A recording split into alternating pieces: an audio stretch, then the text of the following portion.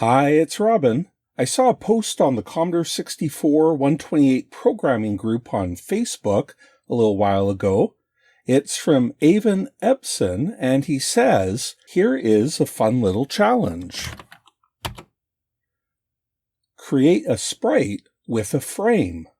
Expand the sprite in X and in Y. Then bounce a pixel within the sprite's frame.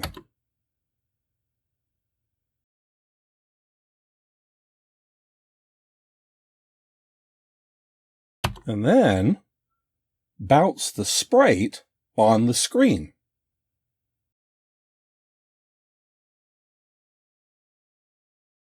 Okay, so as you can see, I've already done the challenge, and Eyvind had done it himself. Now, rather than posting his code, because this was kind of like a coding challenge, to do this in as few bytes as possible, as few program bytes as possible. Now, of course, this version of the code I'm showing you here, I've part of the challenge wasn't making it respond to the enter key step by step. That was for dramatic effect. Did it help? I don't know. Okay, so I'll load up Eyvind's original version 0 code that he shared now that the competition or challenge, there's no real prize or anything. Now the challenge is over, Eyvind shared his version 0 code. So we'll take a look at that here. And I think what I'll do is just let it scroll slowly while it lists. And I've got a few things. I may even slow it down in Video Editor so you can see the whole thing. So his code is fairly straightforward. He said it's 499 bytes. I was going to show you a little line here that I've been using to measure the code. CLR clears all variable use in RAM. So all that's left is the program. And then we're going to print out 26627, kind of a weird magic number, minus free. And we see this is actually using 851 bytes. So just to explain that free number, if you have no program in memory and you print free, that's the magic number you get there. It's a weird quirk of Commodore 64 BASIC. It's actually just a carryover from the PET and the VIC-20 that this command actually returns a signed 16-bit integer, because those earlier machines, you couldn't really have more than 32K of free RAM. And they didn't bother fixing this command on the Commodore 64 BASIC. So if you add 65536, oops, I gotta print that value, and you see that you actually get 38909 bytes free. I went to great depth in an episode about this, even about where every one of those bytes went. So anyway, that's where that magic number is. So when I use it here, it's just a way of showing, rather than show how many bytes are free, how many bytes the current program uses. And actually, I think this would probably break if I had, what would happen if I had a program longer than 32K? Anyway, that's not happening today. This will work fine. Oh, that's long-winded. I'm really getting off track quickly here. So Eyvind's version 0 of the program, just going to load that back in. And you see that there's remarks here like line 0, line 4, line 20, line 25. So I believe that Eyvind is using a program, their line 38. It's got all kinds of comments in here. So when he said it was 499 bytes long, I think what's happening is that CBM Program Studio is a Windows editor that a lot of people use when writing basic programs for the Commodore 64. And it is easier. You get to use a modern editor, your modern keyboard. And I think it even does things like automatically strips out all the comments. So you can have your comments in, but they're not carrying towards your RAM use, and they'll get actually removed when it's not really compiling the program, but whatever, you process the program. Okay, so all that to say, I don't think Eyvind was lying when he said 499 bytes. I think that's just what PRG Studio was reporting. And it doesn't even matter, because that's not his final version of the program. So anyway, why am I even talking about that? Okay, so the challenge though, Eyvind decided we'd be optimizing for program size, so the number of bytes the program uses is what we're optimizing for. I just want to explain, you can optimize for many things, for speed or the RAM use during runtime, but this is specifically the memory use of the program before you run it. Again, we're optimizing so that the number returned here is as small as possible. So if you want to try it yourself, pause the video and see how many bytes you can get this down to. Can you get it below 500, 400? Can you get below 300, 200?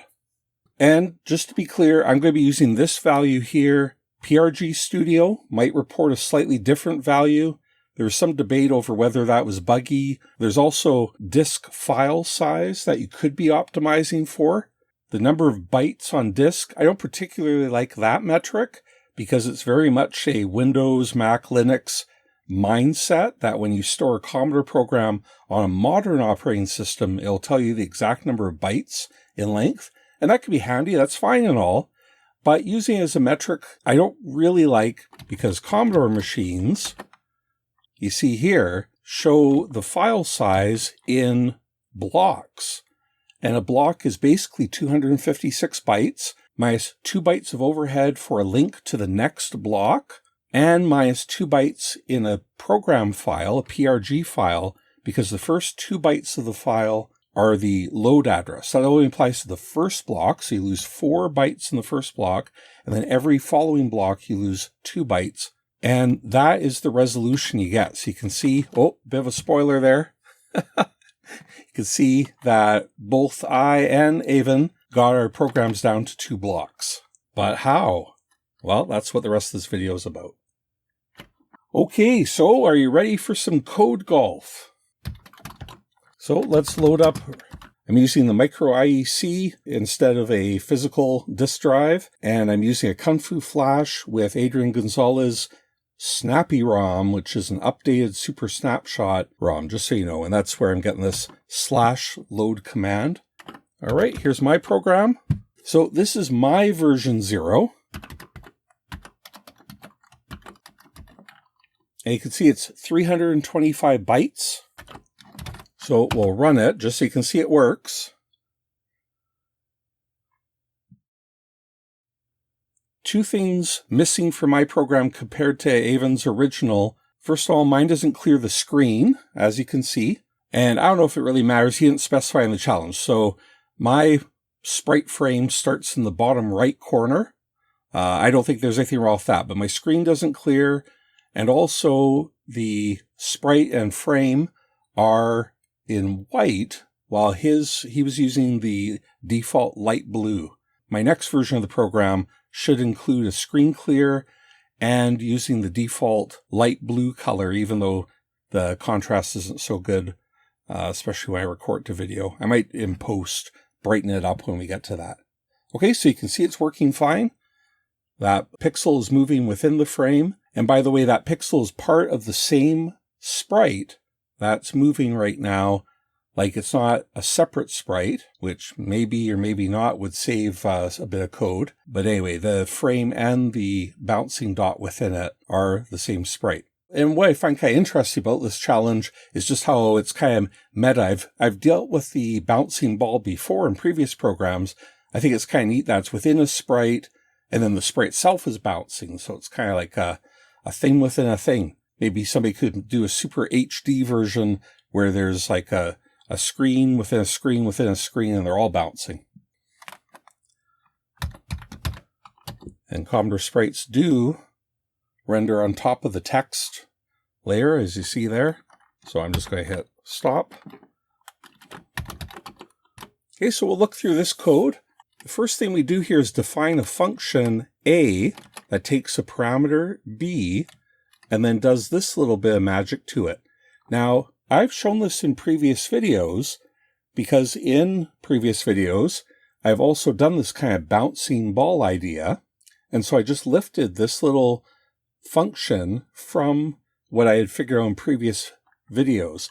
And I kind of think of this as an oscillator. I'm sure this has been done before, but I've never seen it quite like this. And really what the function is, you pass in a value, and it's essentially doing a modulus on it based on the parameter that you give it. And it's also using a value t for time. So as t increments, not inside this function, but as the program itself changes t, it's just a global variable, this function essentially becomes an oscillator thanks to subtracting half of the modulus value here, and then doing an absolute value of it to remove any negative values. Okay, so it's probably easier if I just do a line 15 here. For example, we'll go from t equals 0 to 20, and then we'll print out, we'll do function a, that's how you call it, with the letters fn at the beginning to call a function, with a 4 parameter, and function a with a 10 parameter. And then we'll end the program. I'm just inserting that line 15 in here.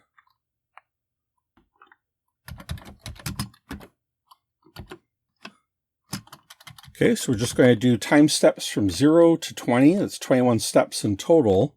And then we'll print out the results of calling that function with a parameter of 4 and 10. And hopefully it'll become obvious. 4 and 10. I think it'll scroll off the screen. Yeah. Actually, I could add t.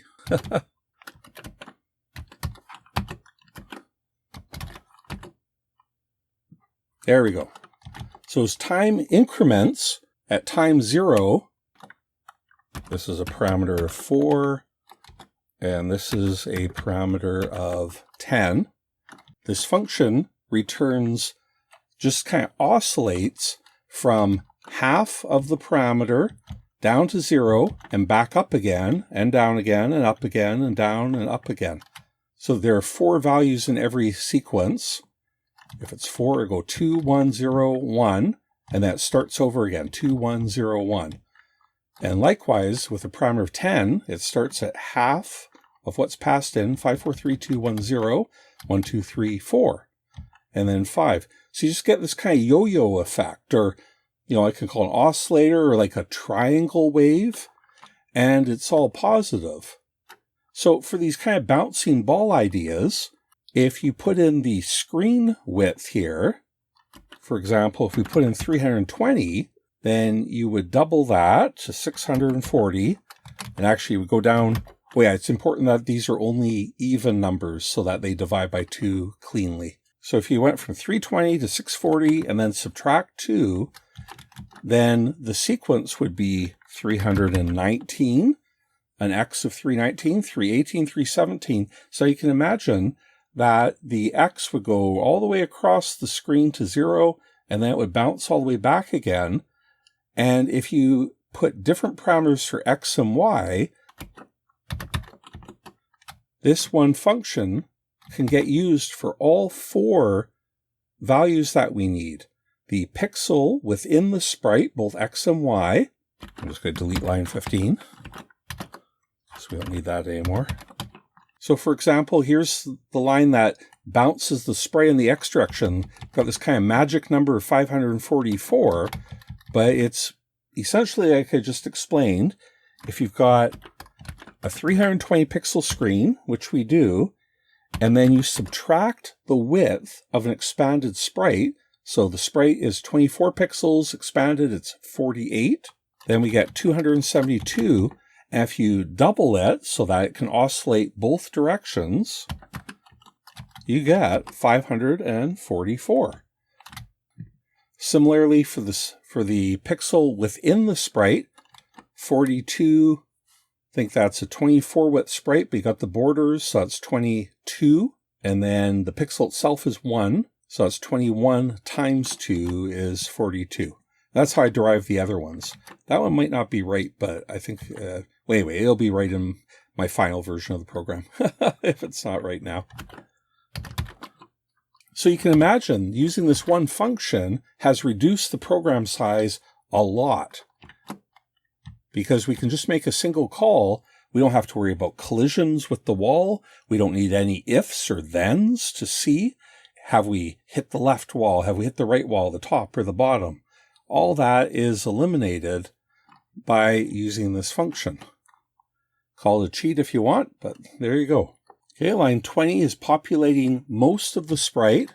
A sprite is 24 pixels wide, which is 3 bytes, and you just pass in binary numbers to define whether each pixel is on or off. We're looping through here by a step of 3, so for all the middle of that frame, we're going to poke 128 for the left, which is just the leftmost high bit for the edge of our little sprite frame. And then the middle byte, 833 plus X, we're putting a 0 in there because the middle of the frame is all empty. And at the right edge, 834 plus X, we're just doing 1. That's the low or rightmost bit. And then we're looping through. So that draws the left and right edges. And then this is kind of over-engineered, but it's what I thought of first. We're looping through the whole sprite. So poking 832 plus X, 255, that draws the top border. And then this is kind of the goofy bit. This seemed smart to me at the time, but it wasn't really very valuable. We're doing some Boolean logic here. We're checking if X is equal to 2. That means it's already drawn the top border. Byte 0, 1, and 2 is complete. So if X is 2, then we're going to modify X. X equals 2 in Commodore BASIC and most Microsoft BASICs returns a -1 if true and a 0 if false. So this X equals 2, only when X is equal to, will evaluate to -1, which is then multiplied by 57. So it's -57.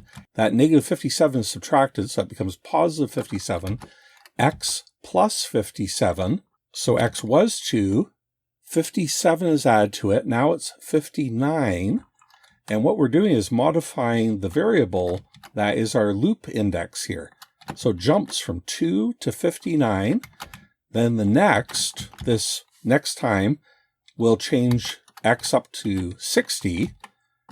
An offset of 60, 61, 62 will be poked with 255. So it'll draw the bottom border. So even though the loop is going from 0 to 62, the only parts of the loop that actually happen are 0, 1, and 2. And then because of this clause here, it jumps to 60, 61, 62. And that draws the top and the bottom border. Anyway, like I said, that wasn't optimal, but that's how I did it. Okay, poke V plus 21, that just turns the sprite on. This expands the sprite in the X and the Y. And then poke 2040, 13 tells the VIC where the sprite 0 definition is. Definition 13 times 64 is 832. That's where the sprite is located at variable L. Well, I guess I should have used L here. Could have saved a few bytes. Oh well. Okay, we already talked about how the X position of the sprite is getting updated here. Oh yeah, we're adding 24 because X equals 0 for a sprite actually puts it off the screen in the left border, and it has to come out 24 pixels to be at the left edge of the screen up against the border. And C64 sprites actually have a 9-bit resolution. If they're only 8 bits, they could only travel 256 pixels on the screen, but the screen is 320 pixels plus the borders, so you need a 9th bit. And Commodore packed all those into this one VIC register, V plus 16.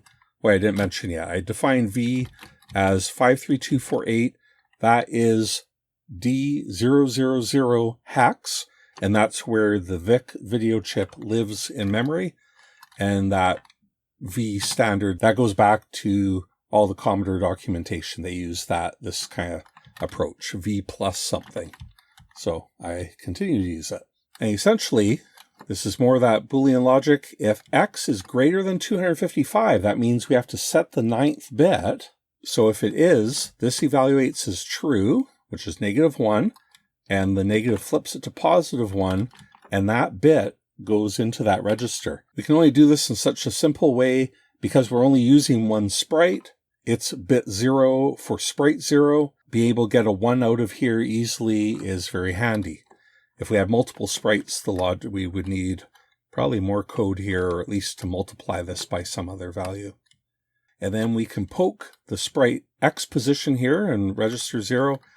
And we can do an X and 255 just to get the low 8 bits in case it is currently a 9-bit value. We can poke the sprite's Y just using another one of these functions and adding 50 because that's where a sprite is fully on screen at raster line 50. 0 is actually up in the upper border, or even down at the bottom of the screen in the lower border. Okay, and then we use X and Y again to calculate the current position of the pixel ball within the sprite. And this poke L, O, L is the location within the sprite definition, the memory address within the sprite definition of where we're plotting that pixel. And we're going to store the old value in L. So we start at 832. What this will do as the program runs is restore the old value to that memory location. Then we calculate a new version of L. 832 is the address of the top left byte of the sprite definition. And then we're going to add the current Y of where the pixel should be plotted, multiply that by 3 because there's 3 bytes for each row, and then add X divided by 8, which reduces it from a pixel from 0 to 23 to a byte from 0 to 2. Even though that returns a floating point value, it doesn't matter. That L is a floating point because when we use it in a poke, like here, it automatically gets truncated down to, or converted to an integer. Now, we store the old value. We haven't modified location L yet, so we're just going to peek it and store it in O for next time through the loop to delete that pixel. Then we're going to poke L, peek L. And actually, that's a optimization I should have realized. I didn't have to peek it again. It's already in O.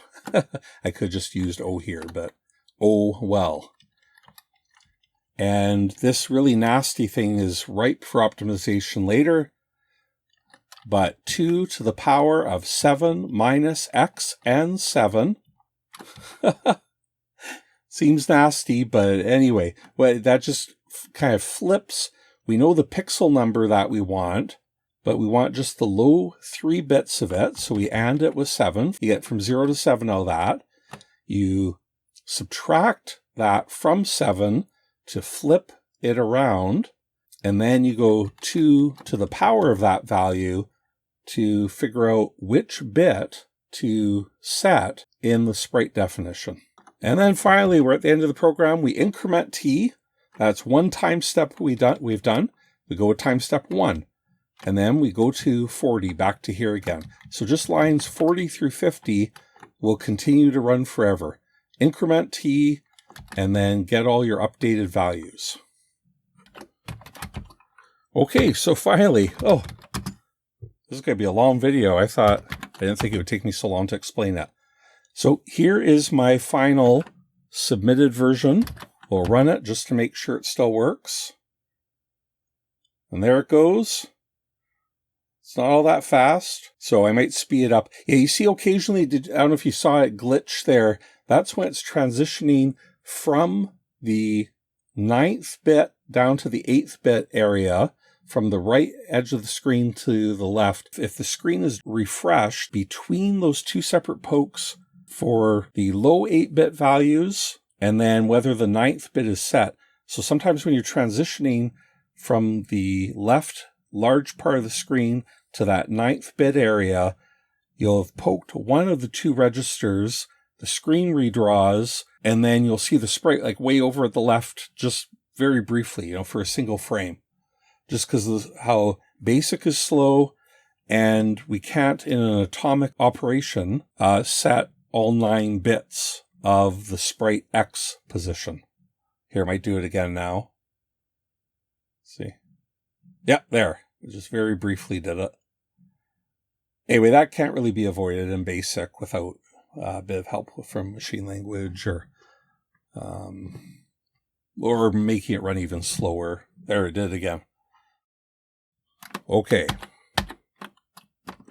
Okay, so that's my final version. And just to do that, minus 26627 minus... Okay, so I got down to 278 bytes by that reckoning. Okay, so we'll go through the program, especially focusing on the changes I made. So I got the whole program down to 4 lines of BASIC. 1, 2, 3, and 4. Now this isn't the easiest stuff to read. Most of the lines ended up longer. And when we say lines, we're talking about a logical line.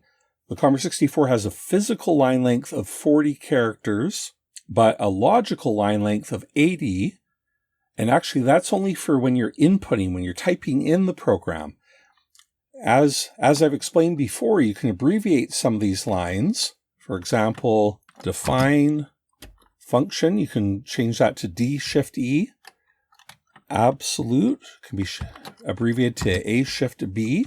Now, all this kind of abbreviation does, it doesn't save any bytes. All it saves, well, potentially it saves keystrokes. 4013. When we're making these kind of programs, personally, I think they should all be capable of being entered on a Commodore 64, a real Commodore 64 in the standard BASIC editor without any tricks beyond, what was accepted when they wrote the user's guide and the Commodore 64 programmer's manual, I guess. So you see, I've abbreviated it. It's within the 80 character limit of a logical line. And now I'll list the program again. Okay, and you see it's exactly the same, but we can't edit it anymore without re-abbreviating it. If you hit return, these last characters will get left out. Okay, so I keep distracting myself. So this function's exactly the same. Couldn't think of a way of abbreviating that, but maybe there is a way. I've changed the definition of V here from 53248 to 53269. And I did that, I think I only saved like a byte or two, but what it meant was that you see all the places I use V, like here, plus 18, plus 2, choosing a different number, 53269, which is the same as V plus 21 in the regular V equals 53248, it meant that the size of the offsets would more often be single digit than when I used 53248.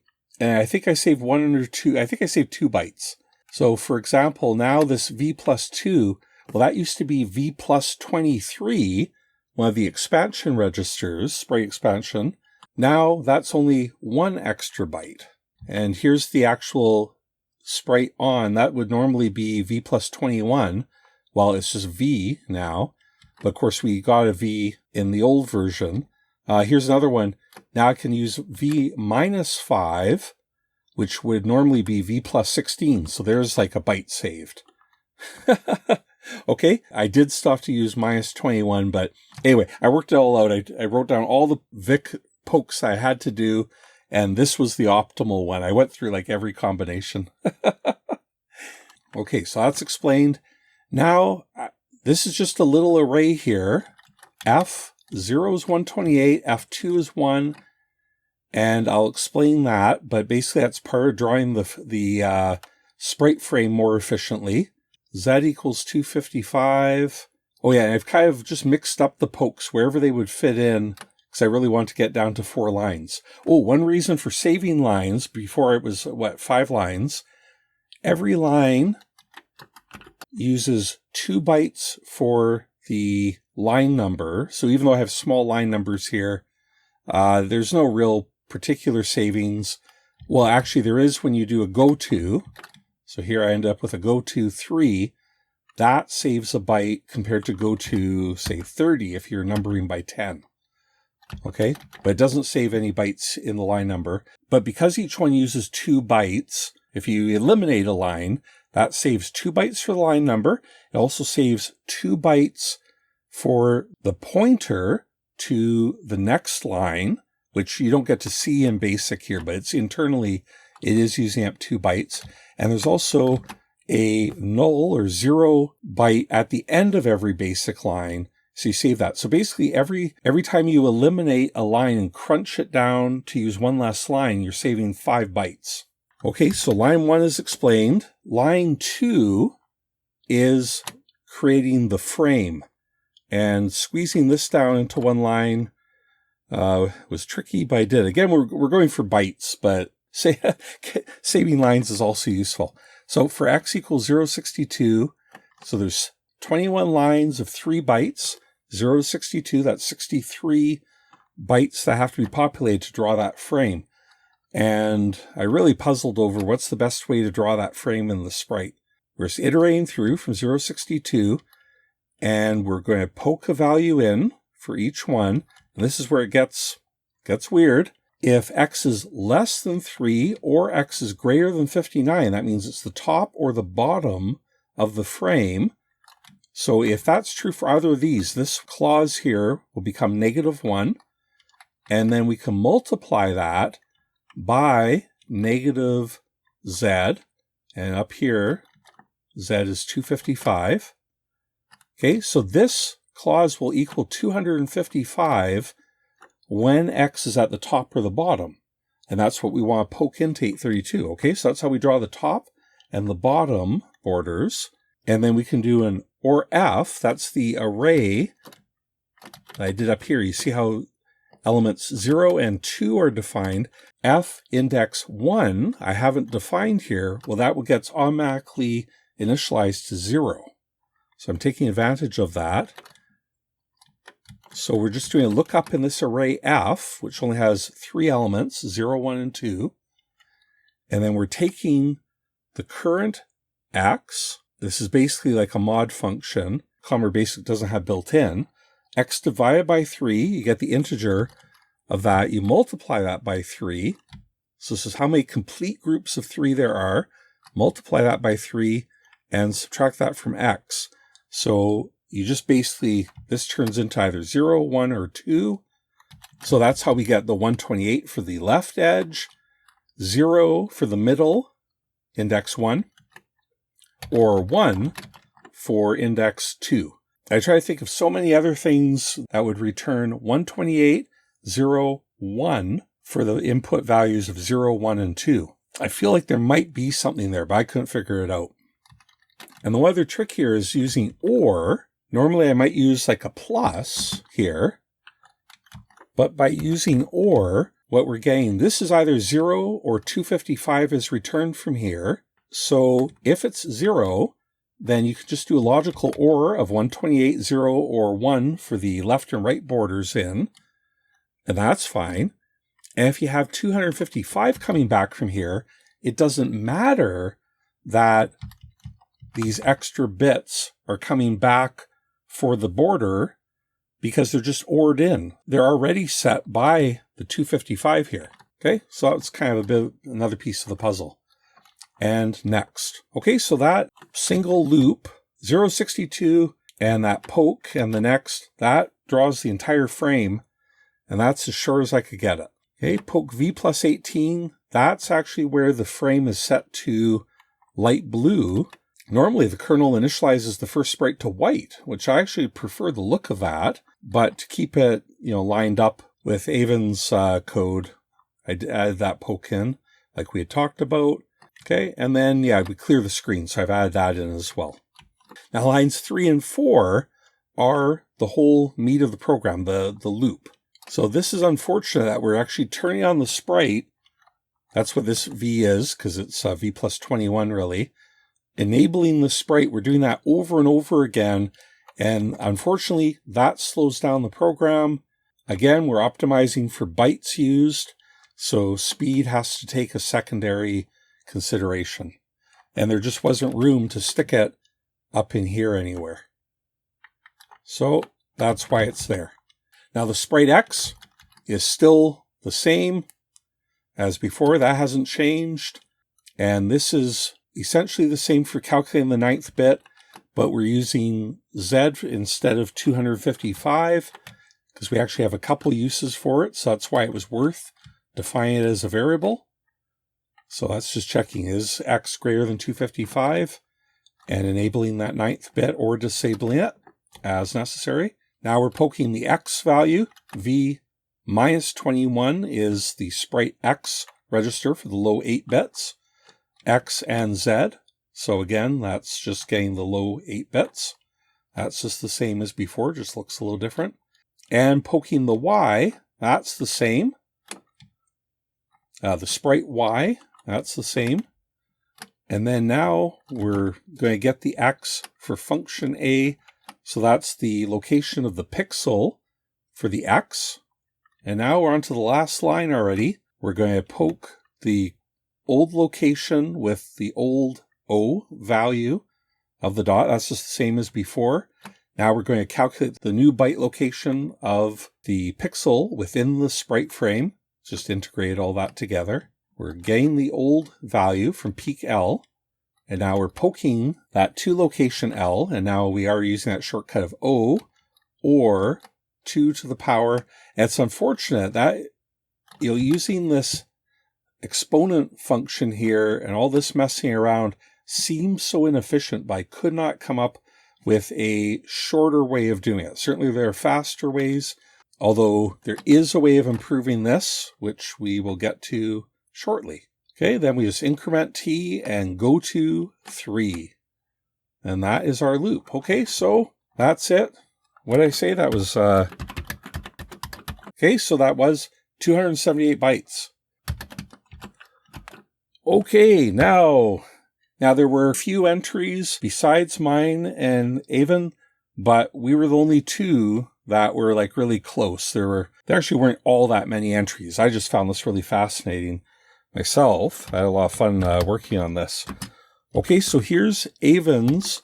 So basically, we're only going to look at mine and Eyvind's. There were other entries, but they were significantly longer, and I'm not sure how much we'd learn from them. Plus, I didn't get permission. I got permission from Eyvind. This is a private Facebook group, so it wouldn't be publicly viewable anyway. But I got permission to show his code for this. Okay, so let's run it. Just so you can see, yes, it does work. And as long as you see it bounce. Oh yeah, there his did the same little glitch there.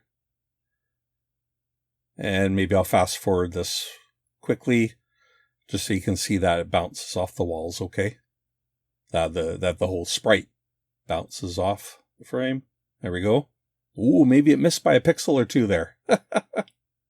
That's okay. So watch, is it going to hit the left wall? Yep. Nice and clean. And the bottom. Oh, I think I missed by a pixel or two there too. That's okay.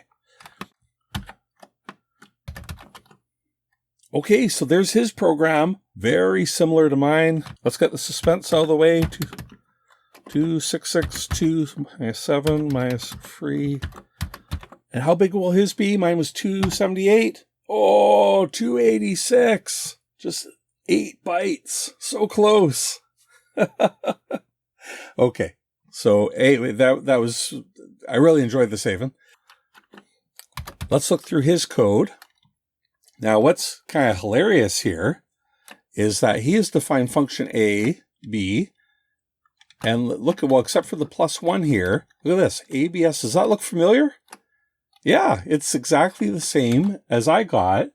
And actually, that's not such a coincidence because he had actually found my video. He watched my video quite a while ago about the bouncing ball, and he used that same idea. So how about that? So what actually happened is our programs are way more similar than I ever expected. So that's pretty cool. So just to look at a couple other things he did here that I found interesting. Different variable names, of course. So when he defined V, he smartly used multiplication here. So since he had an 832 defined already, if you multiply it by 64, well, there you go. You get 53248. So he was able to save 1 byte right there over using 53248. Now, of course, I couldn't do that anymore when I changed to 53269, but I think I saved 2 bytes overall, so I'm maybe 1 ahead. Okay, and again, I used Z and he used H, but it's all the same. So all that part's the same, and we did not collude at all. Didn't give any hints. The only thing, I think I told him how many I had, down to like 300 bytes at one point or something. I did send him a couple of private messages, but we, obviously both of us wanted to win. So yeah, I just find it amazing how similar, for x equals 0. So that dot is interpreted by BASIC as a 0. It's just sees as a floating point all on its own and implies the zeros. And that doesn't save any memory, but it does execute slightly quicker. So that's why you'll see that from a lot of BASIC programmers on the C64 will use a dot instead of a period, instead of a 0, full stop. Okay, and then to draw the frame, drawing the left border there, and then drawing the right border, and then is using an if here, but it's quite a clever way because it's at the end of the line. That's one of the problems with using ifs when you're trying to do these small BASIC programs. If the if fails, then all the code after that on the rest of that line doesn't get executed, and that could be a very inefficient use of your basic lines of your space.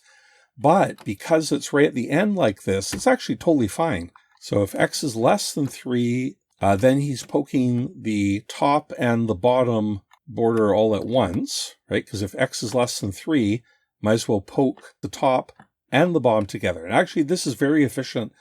And I think he told me after he studied my code that my sprite frame was only like maybe even just 1 byte or just a small number of bytes actually more efficient. Because, of course, I had to do those F definition, F0 and F2 for 128 and 1. So I had to, there were extra bytes I used up here in line 1. Okay, so that's really good. And then the next line is just the next. And there's nothing wrong with the next hanging over onto the next line. Good solution. And now the sprites get turned on and the frame gets expanded and the sprite color gets set to the light blue. And by the way, I think that was done just so that, the frame is light blue, just like the default border is light blue. So to further enhance that screen within a screen kind of look that's going on there. Oh, and this is another nice one. H times 8.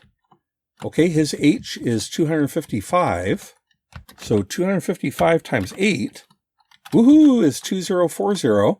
And that is the pointer to the sprite definition. So look at that. Instead of taking 4 bytes, 3 bytes. Awesome idea. I'm stealing that.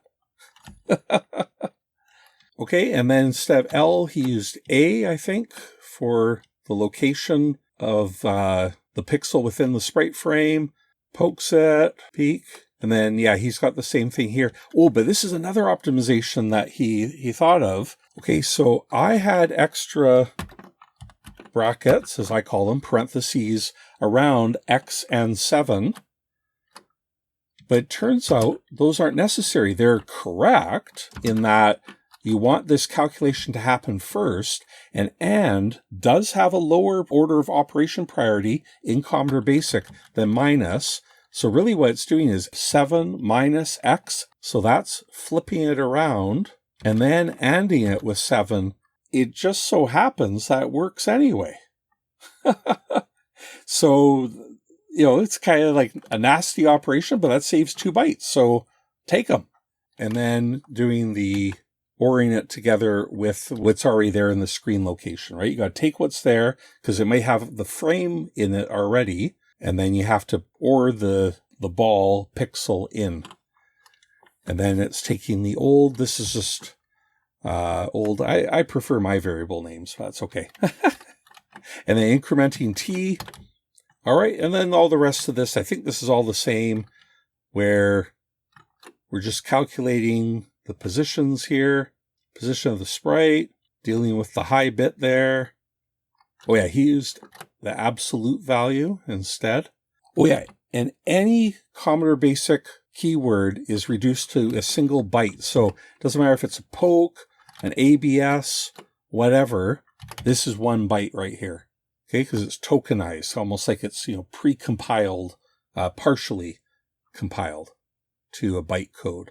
But any constant numbers, that takes up 3 bytes. It just stores a ASCII string. So that's where real savings can come in. Okay, poke, and then finally go to. Okay, so I think that's everything there. Actually, you know what? I couldn't help but notice there's a couple optimizations that could be made here. So you see this? Multiplication actually has a higher precedence, order of operations precedence. So there's no need to put those brackets around x times 3 here or here. Okay, so that is 4 bytes saved, I think. And actually, even this, right? Function. Does that need it? I don't think so. Okay, so did we just save 6 bytes? Clear, print. Oh. Okay, now he's down to 280 bytes. Oh, just two bytes difference. So anyway, very, very good entry. Does it still work? I assume I didn't break it. All right.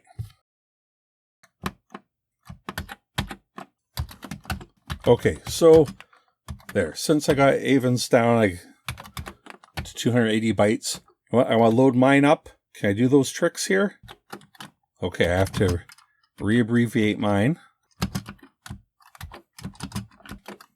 Okay, so I should be able to go 8 times Z instead of 2040. There. And this one down here, his other trick of X and 7, get rid of those brackets. Okay, let's just make sure. Whoa, I got tired of typing that out. If only that was working. 275 bytes. And does it still work? That's 3 bytes better than my best using his extra tricks there. There we go. All right. That looks pretty good. So it would be interesting maybe to optimize this for speed. If you guys want me to do that, then leave lots of thumbs up and subscribes and comments and all that. If you don't want me to, just leave a comment. You don't have to unsubscribe or downvote or whatever. Oh, I'm talking about that YouTube stuff. Ugh, I feel dirty. Okay, so huge thanks to Eyvind for making this. I had a lot of fun. I think it was a weekend or two ago. It took me a little while to get the video made, but it was a lot of fun working on this and just trying to save every last byte. And, I went through quite a few iterations, trying to figure out if I could squeeze another byte or two out. There were a lot of false ends. I probably could talk for 3 hours about all the different things I tried. But this video is probably already longer than it should be. Okay, so thanks for the Code Golf session. Of course, thanks to my patrons for their support. Thank you for watching, and we'll talk to you next time.